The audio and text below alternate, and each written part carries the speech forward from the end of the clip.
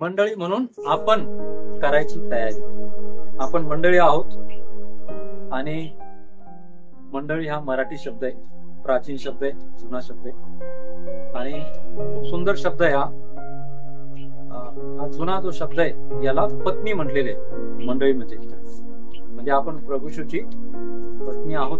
आम्हाला स्वतःला तयार करणे, कारण तो आपला वर आहे, तो येणार आहे आणि आम्हाला आपल्या सगळ्यांना आपापली तयारी करायची आणि आम्ही एकमेकांना तयार करू शकतो, एकमेकांना आम्ही घडवू शकतो.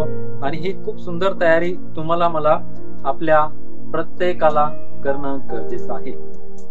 आजच्या वचनाकडे आम्ही जाऊया. आजचा शास्त्र भाग आहे आपला गलतीकारास-पत्र 5वा अध्याय 22 ते 24.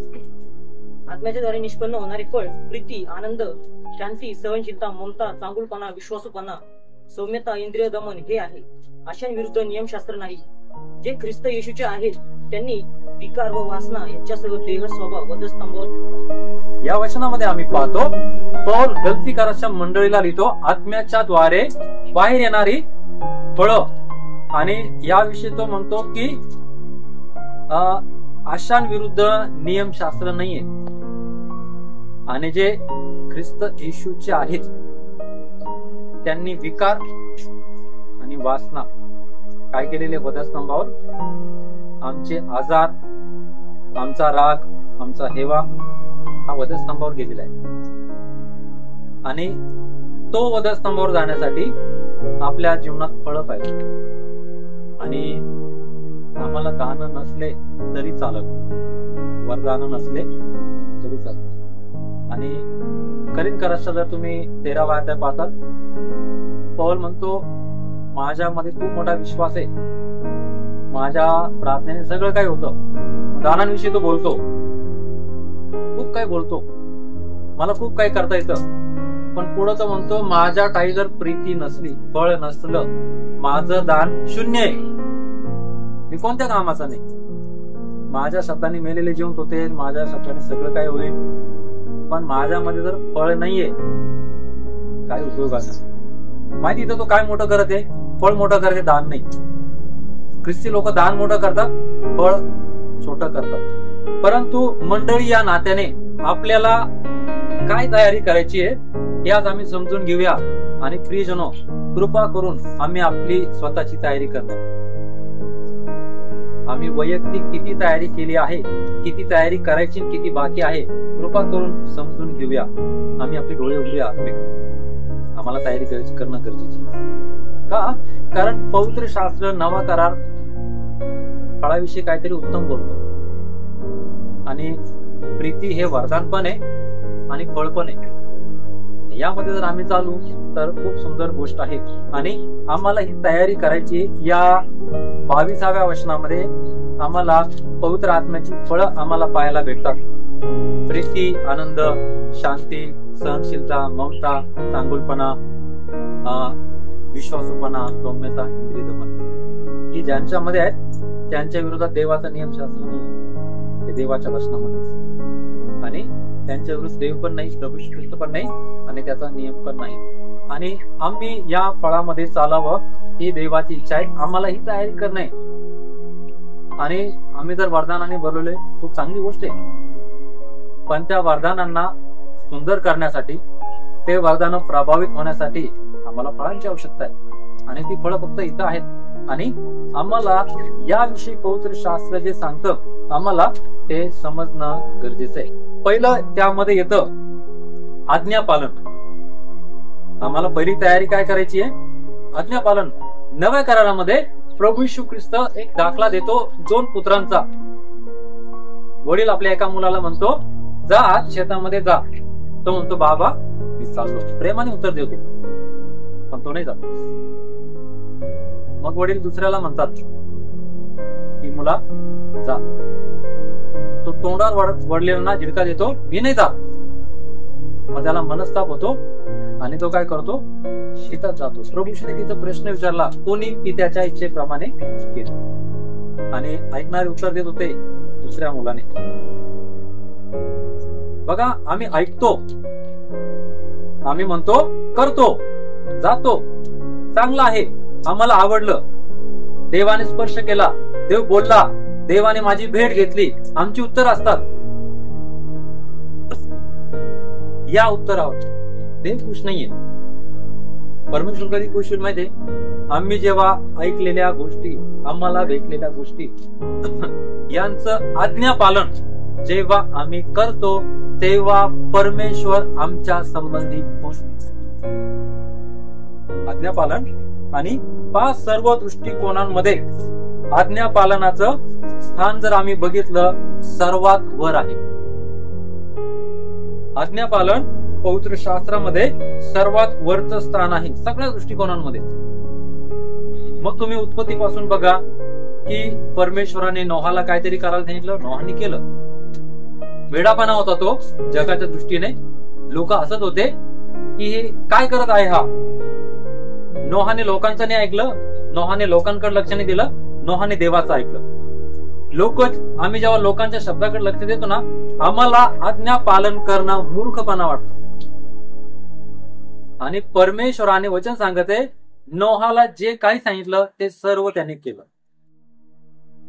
आज्ञा पालनामध्ये ही खूप सुंदर भूमिका आहे की आम्हाला जेव्हा काही सांगण्यात येतं ते आम्ही करायला पाहिजे. परमेश्वराने मोशेला सांगितलं आणि मोशेने त्याप्रमाणे केलं. परमेश्वराने दाविदाला सांगितलं, दाविदाने त्याप्रमाणे केलं. आम्हाला पवित्र शास्त्र सांगतं. म्हणजे इथं आम्ही काय पाहतो? आज्ञा पालन, त्यांना मिळालेल्या आज्ञा आणि त्या आज्ञेप्रमाणे त्यांनी केलं.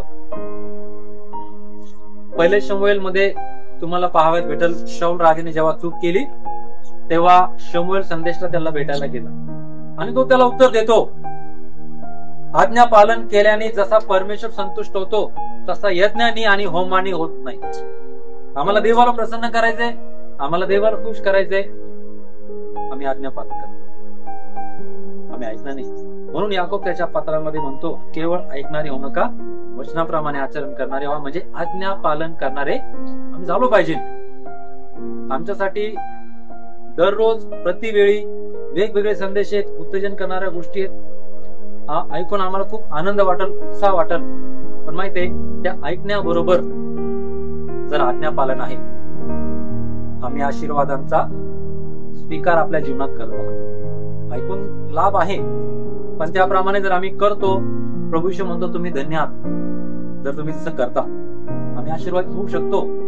आणि आज्ञा पालनाची ही भूमिका पवित्र शास्त्रामध्ये जर आम्ही बघितली, प्रक्रिया थोडी कठीण. परमेश्वराने अब्रामाला सांगितलं, तुझा हा एकुलता एक मुलगा आहे इसाक, याचा अर्पण तू कर. आणि कठीण आहे आज्ञा पालन. तरी अब्रामाने ऐकलं आणि अब्रामाने जेव्हा ते आज्ञा पालन केलं, परमेश्वराने पाहिलं की हा माझे शब्द तोडत नाहीये. प्रियजनो, परमेश्वर आम्हाला पाहतोय की आम्ही त्याच्या आज्ञा किती पाळतोय. त्याच्या आज्ञा पालन आमच्यासाठी आशीर्वाद आहे. अनुवाद याचा 28वा अध्याय याचं पहिलं वचन आम्ही जेव्हा वाचतो, प्रियजनो, या वचनामध्ये आमच्यासाठी आशीर्वाद आम्ही कसे प्राप्त करावे सोप्या पद्धतीने परमेश्वर मोशेच्या द्वारे इस्रायल लोकांना सांगतो. वाचूया.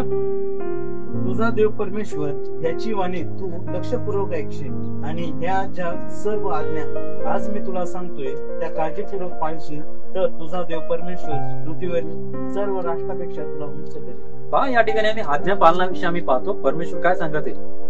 जर आम्ही आज्ञा पालन करू, आज्ञा तुमच्याकडे माझ्याकडे आलेल्या आहेत, पण आम्ही जर नुसतं ऐकू, आम्हाला आपलं जीवन,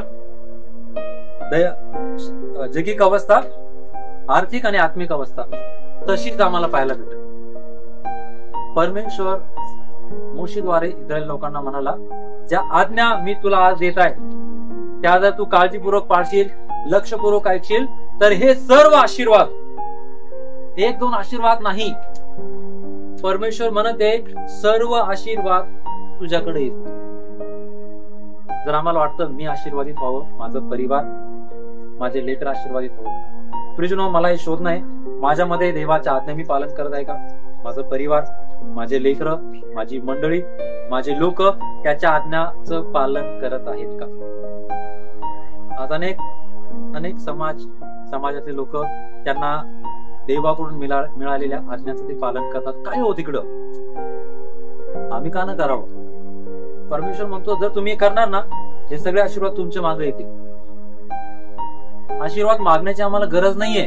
आम्हाला गरज आहे आज्ञांचं पालन करण्याची आणि आशीर्वादित करण्याचं देवाचं काम आहे.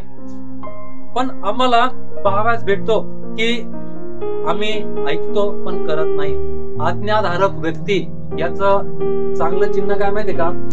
देव सांगल ती प्रत्येक गोष्ट तो आनंदाने करतो. आज्ञाधारक व्यक्ती. आपण नोहा, योसेफ, अब्राम, दावीद यांच्यासारखे नाहीये.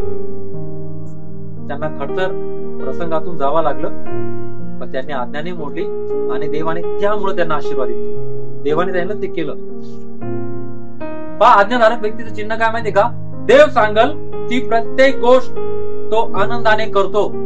जर तुम्ही आणि मी म्हणतो मी आज्ञाधारक आहे, मग देवाची कोणती आज्ञा आम्ही मोडू शकत? आम्ही ती करूया, आम्ही ती पाळूया आणि आम्हाला देवाकडून आलेल्या आशीर्वादांना आम्ही प्राप्त करूया. आज्ञाधारक व्यक्ती देव सांगेल त्या सर्व गोष्टी करतो. म्हणून आम्ही करावं. आम्ही करून जगाला दाखवू शकतो आपल्या आशीर्वादाचं रहस्य काय, कारण आम्ही आज्ञा पाळतोय. आम्ही देवाच्या आज्ञामध्ये आहोत, आम्ही देवाच्या धाकामध्ये आहोत आणि देवाचं वचन आपली मन आणि अंतःकरण यावर ठसलेलं असणं गरजेचं आहे. देवाचं वचन कुठं पाहिजे? आमची मन आणि अंतःकरण यावर ठसलेलं असणं गरजेचं. म्हणजे आज्ञा पालन कसं करायचं हे आम्हाला समजतं आणि सोप्या आज्ञा दिलेल्या आहेत आम्हाला यशस्वी होण्यासाठी, आशीर्वादित होण्यासाठी. आणि त्या आज्ञांमध्ये चालण्यासाठी आम्ही थोडाफार सराव करायला पाहिजे. कोणी करो किंवा न करो, आपली वाटचाल जेव्हा चालते आम्हाला एक वेगळा बदलाव दिसतो, कारण देवाच्या आज्ञा आमच्या जीवनात आहे आणि देवाकडचे आशीर्वाद कोणी आणू शकत नाही. देवाच्या आज्ञांमध्ये आम्ही असावं तरच आम्हाला देवाकडचे आशीर्वाद आम्हाला पाहायला भेटतात. आणि प्रियजनो, आज्ञा पालन करण्याची वृत्ती नसल तर आमची वर्तणूक व्यर्थ आहे. आमच्यामध्ये जर आज्ञा पालन करायची वृत्ती नाही, आमचं जगणं व्यर्थ आहे. म्हणजे आम्हाला काहीच लाभ करणार नाही. तुम्ही आर्मी मध्ये बघा, नियम आहे, आज्ञा आहे. पहाटे उठायचं, त्यांना उठणंच आहे. 3 किलोमीटर पळायचं, पळणंच आहे, आज्ञा आहे. आणि जो आज्ञा पाळतो तो बढती होत जातो, त्याची उन्नती होत जाते. हा नियम आहे आर्मीचा. हा देवाचा नियम आहे की आम्ही देवाच्या आज्ञा पाळाव्या आणि आमच्या जीवनामध्ये पुढे पुढे जावं. आम्हाला हे बघणं आहे मग मी देवाचे किती आज्ञा पाळतो. आणि एक तरुण प्रभू येशू ख्रिस्ताकडे आला सार्वकालिक जीवन मिळवण्यासाठी. जगात त्यांनी सगळं कमवलं, यशस्वी झाला. आता त्याला एकच गोष्ट हवी आहे, स्वर्ग. आणि प्रभू येशू म्हणतो या आज्ञा पाळ. तो म्हणतो मी लहानपणापासून पाळतोय. येशू ख्रिस्ताला आनंद वाटतो. येशू ख्रिस्ता त्याचा पुढचा स्टेप दाखवतो. बघा, आम्ही आज्ञा पालनात आम्ही थांबलेलो आहोत. आज्ञापालन आमच्याकडून होत नाहीये. आणि आज्ञा पालनामध्ये जर आम्ही चालतो तर आम्ही त्या स्तरावर येतो की तो स्तर आम्हाला स्वर्गात कसं पोहोचायचं, स्वर्गाकडे कसं जायचं, तो स्तर आम्हाला. पण जर आम्ही आज्ञा पालनात अडकलो, आम्हाला प्रश्न पडतो या आज्ञा पालनाला आम्ही कसं पुढे जायचं. त्याची गरजेचं आहे, कारण आज्ञा तुम्हाला आणि मला आशीर्वादित होण्यासाठी दिलेल्या आहेत. अनुवाद 28:1 प्रमाणे परमेश्वराची इच्छा आहे आमचं सगळं आशीर्वादित असावं. आमची टोपली, परात, जनावर, आपला प्रवास सगळं काही परमेश्वराने योजून ठेवलेलं आहे. पण परमेश्वर सुरुवातीला एकच सांगत आहे, आज्ञा पालन. मंडळी म्हणून तुम्हाला आणि मला करायची तयारी. आणि ते जर नाहीये, आम्ही त्याच्या सोबत नसणार. आणि आमच्याकडे जर आज्ञा पालन नाहीये तर आम्ही त्याच्या सोबत नसणार. आणि आज्ञा पालन करणारं जीवन जगण्याची काही कारण आहेत. 3 कारण आहेत आज्ञा पालन जीवन जगण्याची. 3 लाभ आहेत, 3 कारण आहेत. पहिलं आहे, जेव्हा आम्ही आज्ञा पालनाचं जीवन जगतो, देवाचं गौरव, देवाची महिमा. आणि देवाची महिमा होण्यासाठी आम्हाला सेवा करणं हे प्रथम काम नाही आमचं. आमचं प्रथम काम आहे आम्ही त्याच्या आज्ञा पाळावी. आम्ही आज्ञा पाळण्याने त्याचं गौरव होतो. ही तुम्हाला मला वैयक्तिक मिळालेली संधी आहे. त्याच्या आज्ञा तुमच्या आणि माझ्याकडे आहेत. त्या जेव्हा आम्ही पाळतो, देवाचं मोठं गौरव होतं. एक छोटी गोष्ट आहे त्याच्या आज्ञा पूर्ण करणं. आम्ही सरळ त्याचा गौरव करत आहोत वैयक्तिक. दुसरी गोष्ट होती, आम्ही विश्वास न ठेवणाऱ्यांसाठी आम्ही एक आदर्शाचं उदाहरण बनतो. लोकांना जेव्हा आमचं वर्तणूक दिसती, आमचा वागणूक दिसती, त्यांनाही दिसून येतं की देवाच्या कोणत्याच गोष्टी तोडत नाही, रद्द करत नाही. मुस्लिम लोक काय हो तिकडं, त्यांचा नामाजचा वेळ झाला, आज्ञापालन करतात, भीतात नाही. बघा आज्ञापालन किती सुंदर आहे त्यांच्यामध्ये आम्हाला पाहायला मिळतं. बाहेर कस्टमर आहे किंवा काय, ते एकच करतात, देवाला घाबरतात, समाजाला नाही घाबरत. त्यांना भीती असती, मी जर नाही गेलो तर मी स्वर्गात नाही जाणार, आणि ते देवाचा गौरव करतात. आम्ही का नाही करू शकत? आम्ही करू शकतो. आज्ञा पालनाने देवाचं गौरव होतं आणि विश्वास न ठेवणाऱ्यांसाठी आम्ही एक आदर्श उदाहरण बनतो. आम्हाला लोक न राहू गेल्यामुळे ते प्रश्न विचारतात, का बरं तुम्हाला काम नाही का? तुम्ही चर्चला जातात, तुम्हाला व्यवसाय आहे ना, मग कस का तुम्हाला जमतं? आम्हाला काय, आम्ही देवाचा आदर करतो, आम्ही देवाचा भय धरतो, आम्ही देवाचा सन्मान करतो, आणि जे विश्वास ठेवत नाही त्यांचा आदर्श आपला राहतो.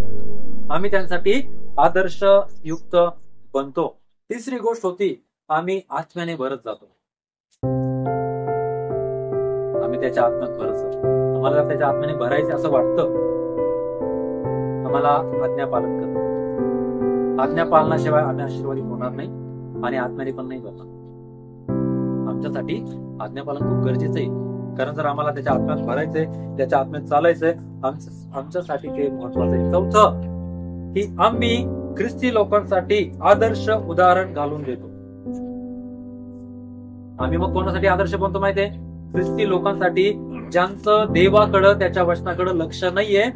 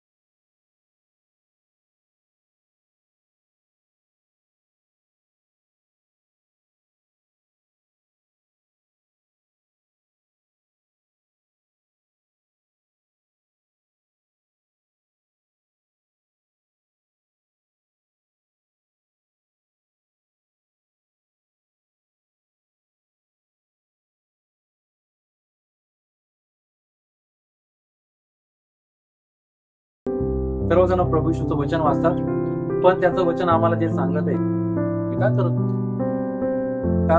कारण आमच्या जीवनामध्ये अशा काही गोष्टी असतात की त्या गोष्टीमुळे आम्हाला देवाचं आज्ञा पालन करणं थोडं कठीण जातं. आम्हाला आज्ञा पालन करणं, आणि जर आम्ही केलं तर प्रभूची संगती आमच्या सोबत असू शकते. मत्तई शुभवर्तमान 7वा अध्याय 13 आणि 14 वचन. अरुंद दरवाजाने आत जा, कारण नाच्याकडे जाण्याचा दरवाजा रुंद व मार्ग पसरट आहे, आणि त्यातून आत जाणारे पुष्कळ आहे. परंतु जीवनाकडे जाण्याचा दरवाजा अरुंद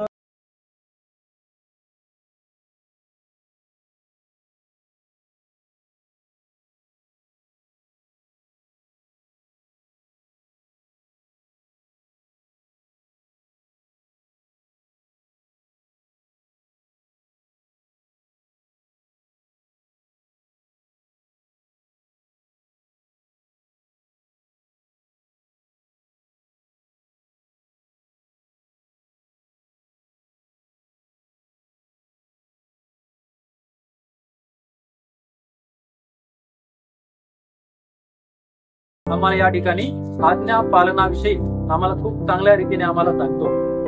पहिले योहानाचं पत्र दुसरा अध्याय 5 वचन.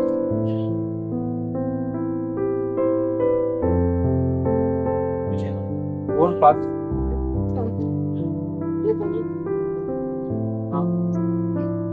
जो कोणी त्याच्या वचनाप्रमाणे चालतो त्याच्यामध्ये देवाची प्रीती खरोखर पूर्णत्व पावली आहे.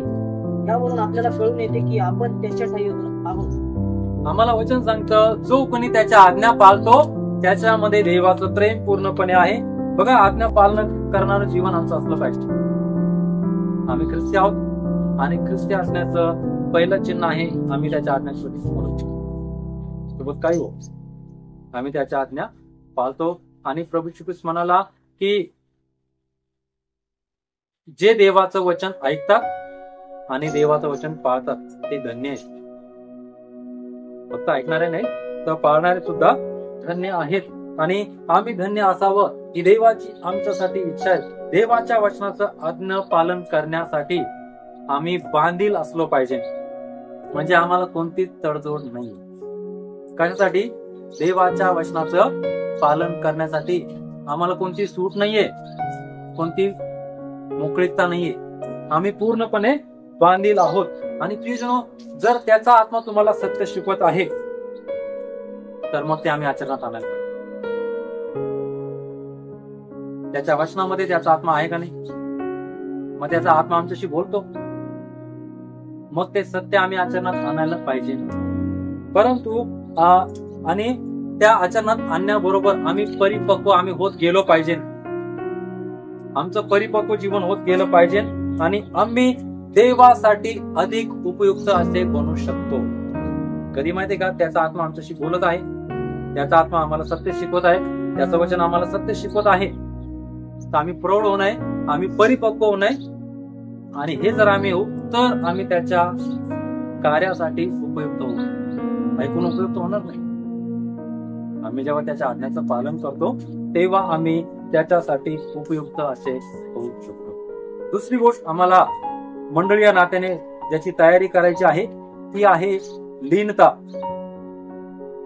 नम्रता. आणि ख्रिस्ती मनुष्याच्या स्वभावामध्ये लीनता ही दुसरी वृत्ती असली पाहिजे.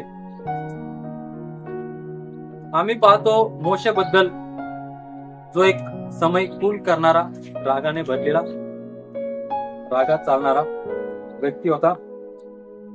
त्याच्याविषयी आम्हाला पाहायला भेटतो. त्याच्या आयुष्याचा बराच काळ गेल्यावर तो इतका नम्र झाला की त्याची नम्रता परमेश्वर पाहत होता आणि त्याची लीनता, त्याची नम्रता परमेश्वर त्याच्या भावा बहिणींना सांगते की पृथ्वीवर त्याच्यासारखा लीन नम्र माणूस नाही. देवाचे लेकर आहोत काय? त्याची लीनता, त्याची नम्रता आम्ही घेऊन चालतो का? प्रभू श्री ख्रिस्त म्हणतो, मी जो मनाचा सौम्य आणि लीन आहे ते माझं जो तुम्ही आपणावर घ्या आणि माझ्यापासून शिका. काय? प्रभू श्री ख्रिस्ताची जी लीनता आहे, हे फळ, हा स्वभाव आमचा नाही झाला पाहिजे का? पण हा कधी कधी बाजूला होतोय ना, की आता आम्ही खूप लीन नम्र झालो, आमच्या लीनतेचा, नम्रतेचा फायदा घेतला, आता आम्ही पण जरा दाखवतो आम्ही काय चीज. असा येशू म्हटला का? आम्ही म्हणतो पण की थोडं कडक पण लावा लागतं जगात चालण्यासाठी. येशू म्हटला असं? येशूकडं हे नव्हतं. प्रियजनो, अनेक लोकांचं वाक्य असतं, मी खूप लीन झालो, नम्र झालो, पण माहिती जग काय सांगतं? ते गर्विष्ठ आहे. उदाहरण, मी जर म्हणून मी पहिल्यासारखा नाही, आता मी खूप लीन झालो, खूप नम्र झालो, खूप बदललो, वास्तविक तो व्यक्ती गर्विष्ठ. नीतिसूत्रे मध्ये म्हटलेले, स्वमुखाने नाही तर इतरांनी आहे ना. इथं माझंच चालू आहे. मी आता खूप नम्र झालो, खूप लीन झालो, मी खूप बदललो. मीच काय करत आहे? स्वतःला प्रमाणपत्र देत आहे. कशाचं?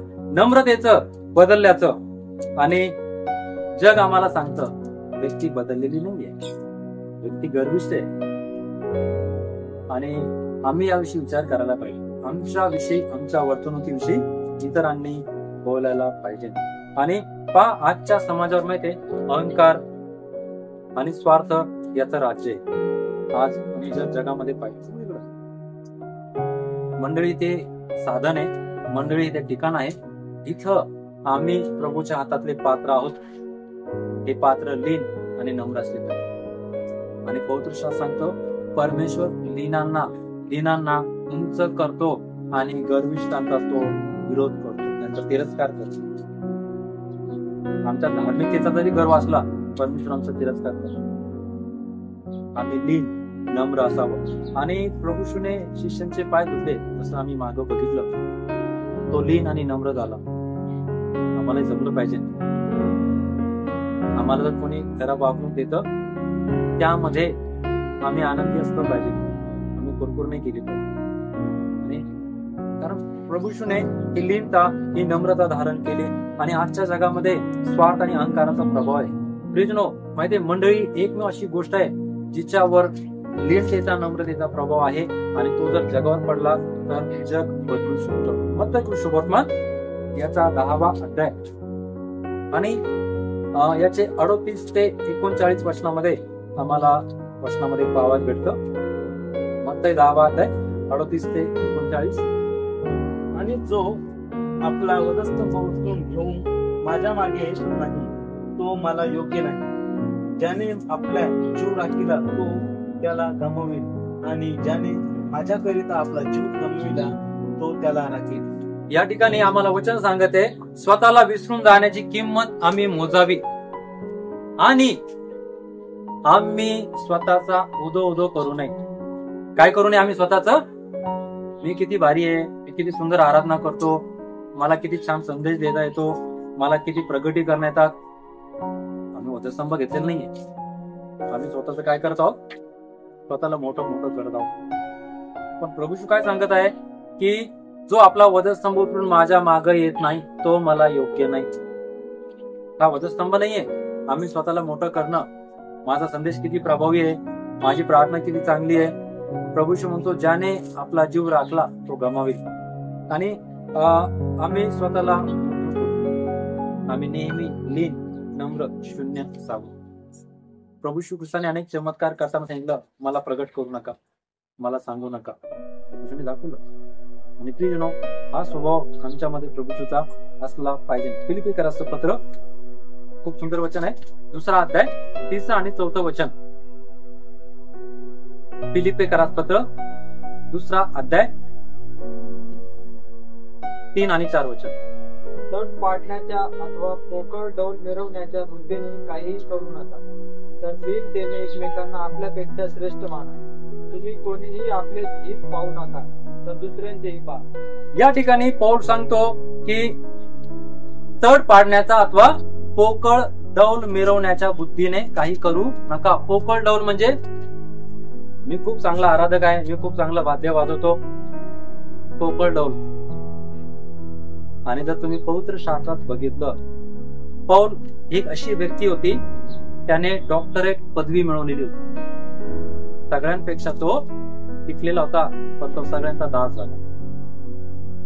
पवित्र शास्त्रामध्ये सगळ्यात जास्त लिखाण, सेवा त्याच्याकडून झालेली. पण माहितीये, तो म्हणतो मी स्वतःला लीन, नम्र. आम्ही पौलाच्या जागेवर येऊया. आम्हाला जमल इतकं लीनता. आम्ही उच्च शिक्षित झालोय, खूप प्रगती करणे, 3 वेळा स्वर्ग पाहून आलोय आम्ही. आणि आम्हाला पौलासारखी लीनता खरंच आम्हाला घेऊन चालायला जमल का? त्याला लीन केलं परमेश्वर. माहितीये, मग तो काय बोलतो, जसं मी ख्रिस्ताचं अनुकरण करणार आहे ना, तुम्ही माझं अनुकरण करणार आहे. आम्ही कोणाला म्हणू शकतोय? आमचं कोणतं अनुकरण लोकांनी करावं? आमच्यामध्ये कोणता स्वभाव आहे जो लोकांना आवडेसा होईल? आणि आम्ही का पोकळ डौल मिरवतो? एकच गोष्ट असेल आपल्याकडं, फक्त मला संदेश देत असेल, किंवा खूप सुंदर प्रार्थना येत असेल, किंवा सुंदर गीत गाता येत असेल, एवढ्याच एका गोष्टीत आम्ही डौल मिरवतो. पौलाकडून खूप काही घडलेले, खूप काही. 3 वेळा स्वर्ग पाहून आलाय, पण तो कुठंच त्या गोष्टीचा डौल मिरवत नाही. माहिती, तो एका ठिकाणी म्हणतो, ज्या गोष्टी मला अभिमानाच्या होत्या त्या मी केर कचरा समजतो. आम्ही कोणत्या गोष्टी केर कचरा समजतो? सगळ्यात आमच्यासाठी अभिमानाचे आहे ना. पण पौल म्हणतो मी त्या सगळ्यात ख्रिस्तामुळं हानी समजतो, केर कचरा समजतो, यासाठी की ख्रिस्त मला सर्व काही प्राप्त व्हावं. आणि पौल म्हणतो पोकळ डौल मिरवण्याच्या बुद्धीने काही करू नका, तर लीनतेने एकमेकांना आपणापेक्षा श्रेष्ठ माना. हे आम्हाला जमत नाही. समोर त्याला श्रेष्ठ समजणं, श्रेष्ठासारखी वागणूक देणं. आम्ही तुच्छतेची वागणूक देतो. आम्ही बोलताना एकमेकांना पाडण्याचे शब्द वापरतो. आमचे टोचणारे शब्द असतात, आमचे तिरस्कार करणारे शब्द असतात, आम्ही किती श्रेष्ठ आहोत हे दाखवणारे शब्द असतात. पण पौल काय सांगत आहे? लीनतेने एकमेकांना श्रेष्ठ माना. अनेक मंडळांना त्यांनी पत्र लिहिलं. तो म्हणतो मी सर्वांसाठी दास झालो. आम्हाला दास पण नाही आवडत, आम्हाला श्रेष्ठ पण आवडत. हे प्रभूला नाही आवडत. दासपणात आशीर्वाद आहे, आम्हाला श्रेष्ठ पण लागत. आम्ही पौलाच्या जागी घेऊन विचार करा. खूप काही झालंय. अनेक मंडळ्या स्थिर झालेल्या आहेत, अनेक मंडळ्या तिथं अनेक जण आत्म्यात चालत आहेत. पौल म्हणतो मी त्याचा देखील अभिमान बाळगत नाही. माझ्याकडे एकच अभिमान आहे, वधस्तंभाचा. इतक्या मंडळाचा मला अभिमान नाहीये. मी अनेकांना सेवेत उभारलं त्याचा अभिमान नाहीये. अभिमान मला फक्त वधस्तंभ. त्या वधस्तंभ पुढे लीन नम्र होतो. कृष्ण ही तयारी आम्हाला करणे. हे लीनता कदाचित आम्ही घेतली नसत, हे घेऊन आम्हाला चालणे. आमच्या प्रत्येक जीवनात सेवेच्या प्रत्येक भागामध्ये आम्हाला ही सेवा घेऊन चालणे. त्यांनी कपडे पाडले एका प्रसंगामध्ये. लोकांनी जेव्हा त्याला देवपणाचं स्थान दिलं, तो कपडे पाडतो. तो म्हणतो आम्ही तुमच्यासारखे लोक आहोत. आम्हाला खूप अभिमान वाटल की लोकांनी आम्हाला इतकं सुंदर स्थान दिलं. आम्ही अमेरिकेत गेलो, तिथं चमत्कार केला देवाने आणि लोकांनी आम्हाला देव बनवलं. मंडळी देऊन आम्ही साक्षी कधी कधी. पौलाने कपडे पाडले, पौलाने त्यांना जागेवर स्थिर केलं. असं करू नका, मला देव बनव. ही काय लीनता पेजणं. प्रसंग मिळाला होता उंच होण्याचा, त्याने स्वतःला खाली केलं. माहिती काय झालं? लोकांच्या जीवनात आणखीन काम झालं. लोक त्याचं वचन ऐकायला, लोक त्याचा संदेश ऐकायला आणि सत्य ऐकायला तयार झाले. जीवनामध्येही प्रसंग येतात, परंतु आम्हाला हे समजणं गरजेचं आहे. मग त्याचा 20वा अध्याय 20 आणि 21 वचन आम्ही वाचूया. मत्तय 20:21.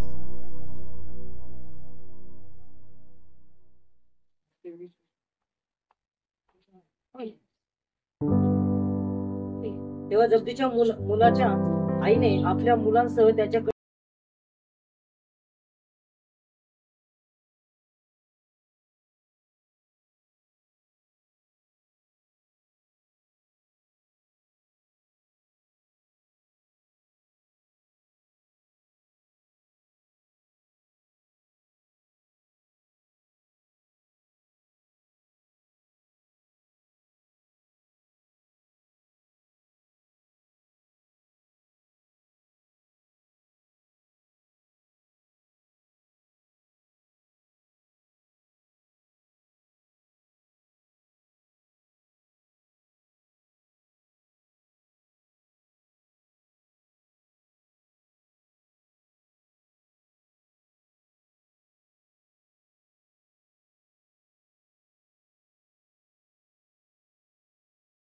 भूमिकेत लीन त्याच्या स्वभावामध्ये आम्ही चालायला पाहिजे, कारण आम्हाला मोलवान करणारा आम्ही लीन आहोत, आम्ही नम्र आहोत. आमच्या वागणुकीमधून, आमच्या व्यवहारामधून सगळ्यांना दिसतं. प्रियजनो, लीनता आणि नम्रता आम्हाला शोभा आणणारं, आम्हाला सुंदरता आणणारं दागिना आहे. तो जर न परिधान करता आम्ही चालतो, आमचं ख्रिस्ती पण एक वेगळं आहे. आम्हाला याचा विचार करणे की माझी लीनता, माझी नम्रता माझ्याजवळ असावी, कारण तो देवापासून मिळालेला मला मुकुट आहे, तो माझा भाग आहे. तिसरा गुण आम्ही पाहतो किंवा तिसरी गोष्ट आम्ही पाहतो, मंडळी म्हणून आम्हाला करायची तयारी, आणि तो आहे प्रीती.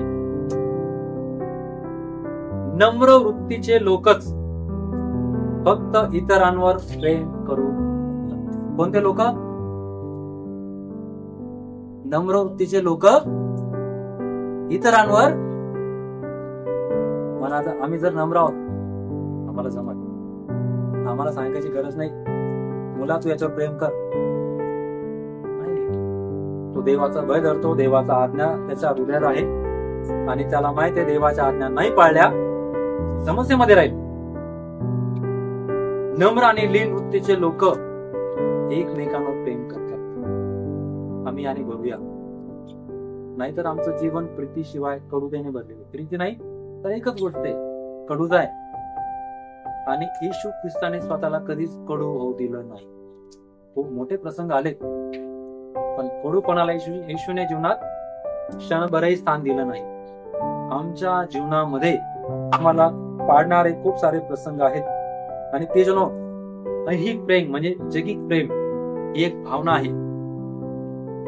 जोपर्यंत ती भावना आहे, जगिक प्रेम मोठं आहे, आणि जेव्हा ती भावना संपली, प्रेम सुद्धा संपलं. कळे का कुठे? समजत आहे तुम्हाला? ऐहिक प्रेम, जगिक प्रेम काय आहे? भावना आहे. जोपर्यंत ती भावना जुडलेली आहे ना, प्रेम टिकलेलं आहे. एकदा का ती भावना मेली, ते प्रेम, ते नातं मेलं. हे कोणतं प्रेम आहे? ऐहिक, जगिक. जर हा व्यक्ती माझ्यासाठी कडू झाला, माझं प्रेम त्यासाठी मेलं. देव करतो का आमच्याशी असं? नाही, त्याने आमच्यावर प्रेम केलेलं आहे, तो आम्हाला सोडत नाही. पण मनुष्याचं मनुष्यावर प्रेम, जोपर्यंत भावना चांगली आहे, खूप सुंदर प्रेम. भावना संपली, कोणतं प्रेम? मी काय प्रेम करत नाही, संपलं. तू मेला, तुझं प्रेमही मेलं. ऐहिक प्रेम, जगिक प्रेम. आणि याच्यामध्ये आम्ही खूप चांगले अनुभवी आहोत सगळे, है ना? हे प्रेम मरतं पण आणि जीवन पण होतं. पण देवाचं प्रेम मरतं का? आम्हाला जीवन करतं. ते प्रेम कधी मरत नाही. या प्रेमाने आम्ही भरलेलो पाहिजे. पण समस्या काय माहितीये का? आम्ही ऐहिक प्रेमाने एकमेकांना भरतो. आमच्या भावना जोपर्यंत चालतात तसं प्रेम चालतं. भावनेवर आमचं प्रेम असतं. आणि बघा, ऐहिक प्रेम काय माहितीये का? या प्रेमात एक अडचण आहे. हे प्रेम देण्यापेक्षा घेण्यात जास्त आनंद करतं. खरंय ना? द्यायला नाही आवडत या प्रेमात, घ्यायला खूप आवडतं. मला तुम्ही साडीने आणली, मग तुम्ही माझं प्रेम नाही करत, है ना? पहिल्यासारखं प्रेम नाही करत. मला तुम्ही हे नाही आणलं, तुमचं आता प्रेम नाहीये. घेतं का? देतं हे प्रेम? घेतं. हे एक प्रेम आहे. देवाच्या प्रेमामध्ये आम्ही काय पाहतो? देणारी गोष्ट. आम्ही ऐक स्वभावाखाली जेव्हा आम्ही येतो, आमच्याकडे ऐहिक प्रेम काम करू लागतं. आणि बघा, पवित्र शास्त्रातील प्रेम असं नाहीये. ही प्रीती अशी नाहीये, ही प्रीती लोकांच्या गरजा भागवते. हे प्रेम तुम्हाला मला मिळालं. हे प्रेम आम्ही एकमेकांना देणं. आणि या प्रीतीच्या नम्रतेचं सर्वश्रेष्ठ उदाहरण योहान 13 मध्ये तुम्हाला पाहिलं. शिष्यांमध्ये वाद चालू होता, श्रेष्ठ आणि प्रभूने सांगितलं कोण आहे? Please no.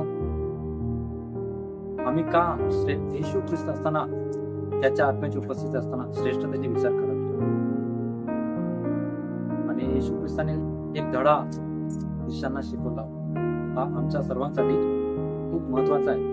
आम्हाला याची गरज आहे की आम्हाला जर श्रेष्ठ व्हायचंय, आम्हाला सगळ्यांचा त्रास झाला पाहिजे, गुलाम झाला पाहिजे. आम्ही स्वतःला विसरून गेलो पाहिजे. आणि येशू ख्रिस्ताने या प्रेमाचं सर्वश्रेष्ठ उदाहरण जगाला आम्हाला गरज आहे या गोष्टीची. आम्हाला प्रीतीने भरण्याची गरज आहे. आणि पौल म्हणतो, जर मी सगळं काही करतो पण माझ्यामध्ये प्रेम नाहीये, काहीच नाहीये. आणि आपल्या प्रेमातून लीनता, नम्रता आणि आपल्या अंतःकरणाचा चांगुलपणाचं प्रतिबिंब बाहेर पडतं. करायची गरज आहे आणि या प्रीतीने आम्ही भरणं गरजेचे. चौथी गोष्ट आम्हाला पाहायला भेटते, आम्हाला जी तयारी करायची मंडळी या नात्याने ही की आमच्यामध्ये ऐक्य, आमच्यामध्ये एकता असायला पाहिजे. आमच्यामध्ये ऐक्य पाहिजे, नाहीतर आमचं जीवन इतकं मजबूत नाहीये. आम्ही एकतेमध्ये चालायला असायला पाहिजे, याची आम्हाला गरज आहे. योहानाचा 17वा अध्याय आणि याचं 21वे वचन आम्ही वाचूया. 17वा अध्याय 21व्या वचनामध्ये प्रभू म्हणतो, यासाठी की त्या सर्वांनी एक व्हावे, हे माझ्या पित्या जसा तू माझ्यामध्ये व मी तुझ्यामध्ये तसे त्यांनीही तुझ्यामध्ये एक व्हावे, कारण तू मला पाठवलेस असा विश्वास जगाने धरावा. प्रभू या ठिकाणी सांगतो की त्यांनी एक असावं, आम्ही एक असावं. आमच्या विचारांमध्ये जर मतभेद आहेत, देवाचं गौरव नाही होणार, देवाचं काम नाही होणार, देवाची महिमा होणार नाही. ऐक्य, एकता आमची असावी आणि एकता जगावर प्रभाव पाडणारी आहे, जगाला जिंकणारी आहे आणि जगावर प्रभाव पाडणारी आहे. आणि ख्रिस्ती लोकांनी एक असावं यासाठी येशू ख्रिस्ताने प्रार्थना केली, येशूने शिष्यांसाठी प्रार्थना केली. ही प्रार्थना माहिती आहे आमच्या एकतेसाठी. आम्ही जेव्हा एकतेने, मत्तय 18 मध्ये प्रभू म्हणतो, ते दोघे किंवा तिघे एकत्र होतील त्यांच्यामध्ये मी आहे. आमची एकता आहे ना, स्वर्गातून उत्तर घेऊन येते. आमची एक येणं, आम्ही एका विषयावर येणं, एका मनाने होणं, देवाचं महिमा, देवाची पराक्रमाचं काम करण्यासाठी सामर्थ्य आहे. आम्ही एक व्हायला पाहिजे. विचारांमध्ये, प्रार्थनांमध्ये, एखाद्या विषयावर आम्ही एक होणं गरजेचं आहे. कारण मंडळी जेव्हा अशा गोष्टीसाठी एक होते, ऐक्य असतं, तिथं देवाचं काम होतं. आणि मत्तय 16 मध्ये म्हटलेले अधोलोकाच्या द्वारात तिथं काही चालतं. कुठं? जेव्हा एकता येते, त्या एकतेमध्ये सैतानाचं काहीच नसतं. प्रियजनो, आमच्यामध्ये ऐक्य असलं पाहिजे, आम्ही ऐक्य जपलो पाहिजे. इफिसकारास पत्र 4 अध्याय 3 वचन. इफिस 4:3. आत्म्याच्या द्वारे घडून आलेले ऐक्य शांतीच्या बंधनाने राखण्यात झटत जा. पौल सांगतो, आत्म्याच्या द्वारे घडून आलेले ऐक्य, एकता, देवाच्या आत्म्याच्या द्वारे मिळणारं ऐक्य शांतीच्या बंधनाने, आम्हाला शांतीने आम्हाला ते काय करायचंय? राखायचंय. आम्हाला त्यासाठी झटायचंय, आम्हाला जपून ठेवायचे. ती एकता आमच्यासाठी गरजेची आहे. आणि जर मंडळीत एकता नाहीये, प्रियजनो, त्या ठिकाणी देवाची उपस्थिती नाही. आम्ही असा विचार करूया, एकता होण्यासाठी आम्ही एकमेकांच्या अधीन पाहिजे. मी जर म्हणत आहे माझेच विचार करेल, माझंच बोलणं करेल, तुम्ही माझंच ऐका, याचा अर्थ आहे मी अधीन होत नाहीये, माझ्यात एकता नाहीये, मी तुमच्या अधीन होत नाहीये आणि मी तुमच्याशी सहमत नाही. पण पौल आम्हाला सांगतो की आम्हाला देवाच्या आत्म्याच्या द्वारे घडून आलेलं ऐक्य राखण्यासाठी झटू नये, शांतीने, वादविवादाने नाही. आणि जेव्हा आम्ही एक होतो, तिथं कोणते मतभेद नसतात, कोणता वाद नसतो, कोणता श्रेष्ठपणा नसतो. कारण एकता ही देवाचं काम करते. आणि शिष्य लोक जेव्हा माडीवरच्या खोलीमध्ये होते, एक होते ते 120 लोक, त्यांचं सगळं काही एकत्र होतं आणि देवाचा आत्मा मोठ्याने काम करत होता.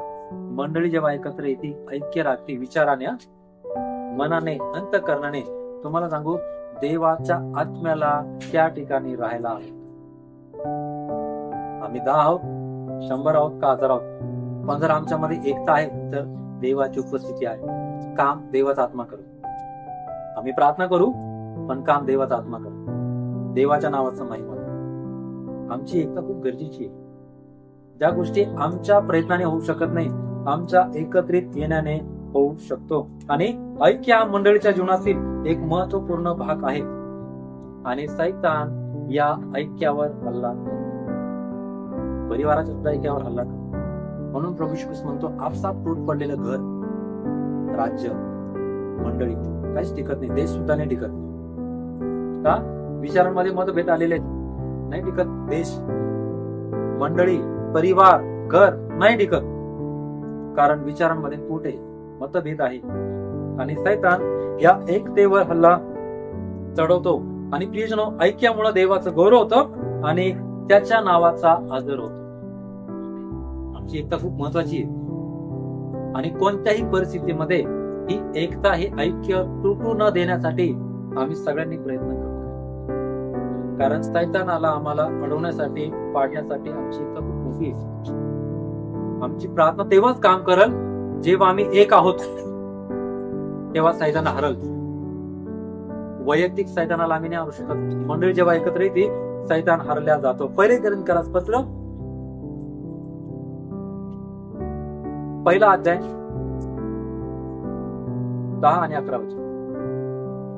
1 कोरिन्थी 1 अध्याय 10 आणि 11 वचन.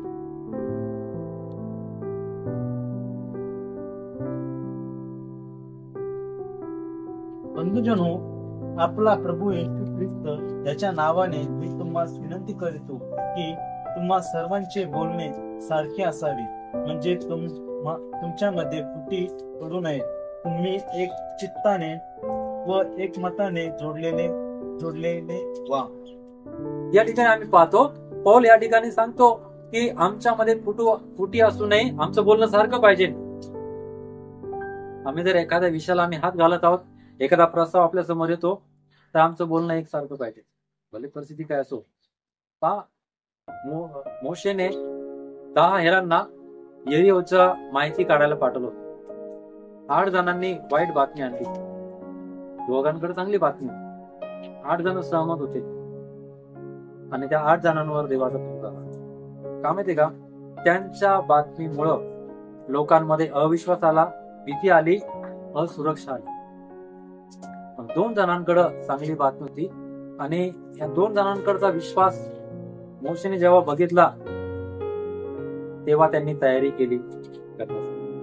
आमचं बोलणं सारखं, आमच्या बोलण्यामध्ये सारखापणा पाहिजे आणि आमच्यामध्ये फुटी असू नये. म्हणजे आम्ही एक चित्ताने तर सांगितलेले, एक मताने आम्ही जोडलेले पाहिजे.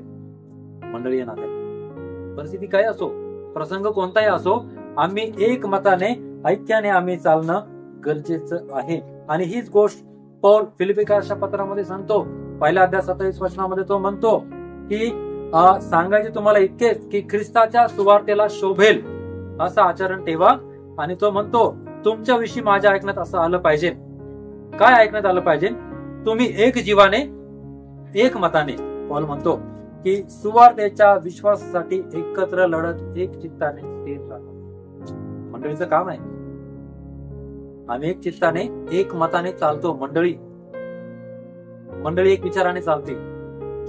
हा मंडळीचा चांगुलपणाचा स्वभाव आम्हाला पाहायला भेटतो की सगळे एक विचार, एक मतामध्ये चालतात आणि देवाच्या नावाची महिमा होते. आणि प्रियजनो, 5वी गोष्ट आम्हाला जी तयारी करायची आहे, तीही आम्ही एकमेकांना जबाबदार असणं गरजेचं आहे.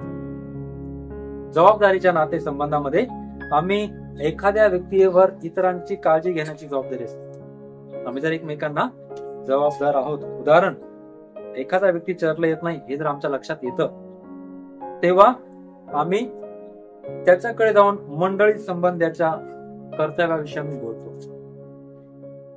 काही जण दुर्लक्ष करतात, बहुतेकदा दुर्लक्ष होतं. काही जण जाऊन भेटतात, सांगतात, चांगली गोष्ट आहे. आम्हाला जेव्हा कळतं की हा व्यक्ती दुर्लक्ष करत आहे आणि त्याला देवाच्या संगतीची, उपस्थितीची, सहभागितेची गरज आहे, तेव्हा आम्ही काय करतो? त्याला भेटतो आणि आम्ही हे करण्यासाठी वचनबद्ध असलं पाहिजे. एकमेकांना आम्ही उत्तेजित केलं पाहिजे. देवाच्या लोकांबरोबर एकत्रित उपासना करण्यासाठी आम्ही तयार असलं पाहिजे. यासाठी पौल खूप सुंदर रीतीने लिहितो. गलतीकाराच्या पत्रामध्ये 6व्या अध्यायामध्ये 1 वचनामध्ये पौल म्हणतो की बंधुजनो, कोणी माणूस एखाद्या दोषात सापडला तर जे तुम्ही आध्यात्मिक वृत्तीचे आहात, ते तुम्ही अशाला सौम्य वृत्तीने ताळ्यावर आणा. एखादा व्यक्ती हरवलेला आहे आणि आम्ही त्याला काय करत आहोत? प्रेमाने, सौम्य वृत्तीने आम्ही त्याला काय करत आहोत? समजावून सांगत आहोत. आमची जबाबदारी आहे. ही फक्त पाळकाची नाहीये, तर जे तुम्ही आध्यात्मिक आहात आपण सर्वजण, हे आपल्या सर्वांचं काम आहे. आम्ही त्याला सौम्य वृत्तीने त्याला आणणं आहे. मत्तय 18 मध्ये प्रभू ख्रिस्त म्हणतो, एखाद्याने जर पाप केलं, एखादा जाऊन त्याला भेट, त्याला समजावून सांग. त्याने जर तुझं ऐकलं तर ठीक आहे, नाही ऐकलं तर दोघा तिघांना सोबत घे. त्यांचं पण नाही ऐकलं तर मंडळीला कळव. आमची जबाबदारी आहे. आम्ही एकमेकांसाठी जबाबदार आहोत आणि यामध्ये आम्ही चालायला पाहिजे. आणि या जबाबदारीच्या जाणीवेमध्ये आम्ही एकमेकांची काळजी घेतली पाहिजे, एकमेकांना उत्तेजन दिलं पाहिजे, एकमेकांसाठी आम्ही प्रार्थना केली पाहिजे, एकमेकांना आम्ही शिक्षण दिलं पाहिजे, एकमेकांची उन्नती करणं, एकमेकांना बोध करणं आमच्याकडून झालं. हे फक्त पालकांचं काम नाहीये, आपल्या सगळ्यांचं काम आहे. आम्ही काय काय करणं आहे?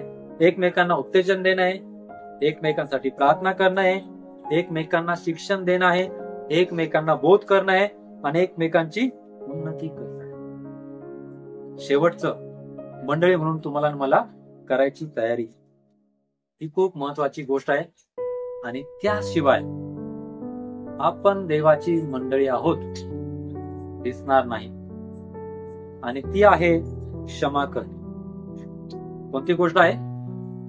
सगळं जमल, हे काय जमणार? हे फक्त येशूला जमलं कारण तो देव होता, आम्ही माणसं आहोत, है ना? मी काय येशू आहे का? मला पण भावना आहेत, मला पण विचार आहे. तो प्रभू येशू ख्रिस्त होता, त्याला ते जमलं. परंतु शेवटची गोष्ट आम्ही पाहतो की क्षमा करणं. आणि क्षमा केल्याशिवाय मंडळी अस्तित्वात राहू शकत नाही. जर आमच्यामध्ये क्षमेचा स्वभाव नसल, मंडळी क्षमेच्या आत्म्यात चालत नसल, तिचं अस्तित्वच नाही. म्हणजे प्रभू येशू ख्रिस्ताला आकललेले, प्रभू येशू ख्रिस्ताच्या मस्तकाशिवाय ती चालत नाही. क्षमा. आणि आमच्यासाठी हा खूप महत्वाचा बाब आहे, खूप महत्वाचा भाग आहे. क्षमा करणं, क्षमेत असणं आणि क्षमेत चालणं. आणि पहा, जे तुमच्या विरुद्ध वाईट गोष्ट करणाऱ्या व्यक्तीला, एखाद्या व्यक्तीला क्षमा करणं आम्हाला जर शक्य नसेल, माहितीये, तर शरीर रूपी मंडळीमध्ये कीड लागत आहे. आम्हाला एखाद्याला क्षमा करणं जमत नाहीये, ही जी शरीर रूपी मंडळी आहे ना, तिला कीड लागली. कारण क्षमा करणं जमत नाहीये, तर मंडळीला आजार लागलेला आहे, मंडळीला कीड लागलेली आहे, मंडळीला कॅन्सर लागलेला आहे. कारण क्षमा करणं जमत. एक असो का 10 असो, मंडळीला कीड लागली. आम्ही आता विचार करावा. क्षमा करणं कठीण नाहीये, पण त्या टप्प्यापर्यंत आम्हाला आज स्वतःला आणलं. मला मी चुकलो, मी वाईट वागलो, मी गैरसमज केला, मी भावनेत बोललो, मला क्षमा. या टप्प्यापर्यंत जोपर्यंत आम्ही स्वतःला आणणार नाही ना, आणि आम्ही क्षमा करणार नाही आमच्या विरुद्ध पाप करणाऱ्यांना, तर मंडळीला आजार लागलेला आहे, मंडळी आजारी आहे. आम्ही एकमेकांना पाहू शकत नाही, एकमेकांना सलाम करू शकत नाही, एकमेकांना प्रेज लॉर्ड करू शकत नाही, नातेवाईकांना आम्ही भेटू शकत नाही, बोलू शकत नाही. आणि वचन घेऊन तर आम्ही चाललोय, आमच्या हातात वचन आहे, मंडळीत वचन आहे, पण ते वचन आम्ही घेऊन चालत नाही. म्हणजे मंडळी कॅन्सरने पीडित, मग तिला खूप मोठी थेरपी लागते. हा कॅन्सर नसावा मंडळीमध्ये, ही कीड नसावी, हा आजार नसावा, यासाठी मंडळी क्षमेच्या स्वभावामध्ये चालणं गरजेचं आहे. आणि प्रियजनो, प्रभूच्या प्रार्थनेमध्ये एक वाक्य आहे, जसं आम्ही आमच्या ऋणास ऋण सोडलं, तसं तो आमच्या आमचे ऋण म्हणजे अपराध्यांची क्षमा. का आम्ही क्षमा करू शकत नाही? आम्हाला जर वाटतं देवाने आमच्यावर खूप मोठी कृपा करावी, आम्ही का समोर कृपा करू शकत नाही? का आम्ही सोडून देऊ शकत नाही? का आम्ही माफ करत नाहीये? का आम्ही सोडून देत नाहीये? आम्ही स्वर्गाचे हक्कदार आहोत, स्वर्गाचे वाटेकरी आहोत, पण स्वर्गामध्ये जाण्यासाठी आमचं अक्षमा, एक अक्षमा अडथळा नसेल. किती वर्षापासून आम्ही घेऊन बसतो, किती समयापासून क्षमा न करणारं मन घेऊन बसतो, किती दिवसापासून तो राग आम्ही आपल्या चौकटीत घेऊन बसतो. आणि कुठंच आम्हाला पाहायला भेटतं प्रभूने असं केलं नाही. त्याने प्रत्येक वेळी क्षमा केली, प्रत्येक समय त्याने क्षमा करायचं दाखवलं. आणि क्षमा हा आमचा स्वभाव असला पाहिजे, आमचा जीवनाचा भाग असला पाहिजे. जर आम्ही इतर लोकांना क्षमा करणार नाही तर तिथे पण आम्हाला क्षमा करू. तर ही प्रार्थना आहे आम्ही जी प्रभूला करतो. जसं आम्ही आमच्या अपराधांची क्षमा करतो तसंच तेवढंच आम्हाला क्षमा. आम्ही खूप समय अक्षमेचं जीवन घेऊन जगतो. आम्हाला माहिती आहे का आम्ही किती मोठ्या धोक्यामध्ये जगत आहोत. जर आम्ही आज जग सोडलं, आमचं क्षमा न करणं आम्हाला स्वर्गापर्यंत नाही पोहोचू देणार. जणू आम्ही स्वर्गाच्या दारापर्यंत आलेलो आहोत आणि प्रभू आम्हाला दाखवल की तू क्षमा न करणारा मन घेऊन जगला, तुझ्याकडे वचन होतं, पवित्र आत्मा होता, सगळं होतं, या एका व्यक्तीला तू क्षमा नाही करू शकला. प्रभूची मराया अगोदर सगळ्यांची क्षमा केली. आम्ही येशूपेक्षा श्रेष्ठ नाहीये, पण या बाबतीमध्ये आम्ही श्रेष्ठतेच्या स्तरावर येतो आणि आपल्या अंतःकरणामध्ये प्रियजनो क्षमेचा भाव असला पाहिजे आणि आम्ही घ्यायला पाहिजे. हा क्षमेचा स्वभाव, हा क्षमेचा भाव आमच्या जीवनामध्ये असला पाहिजे.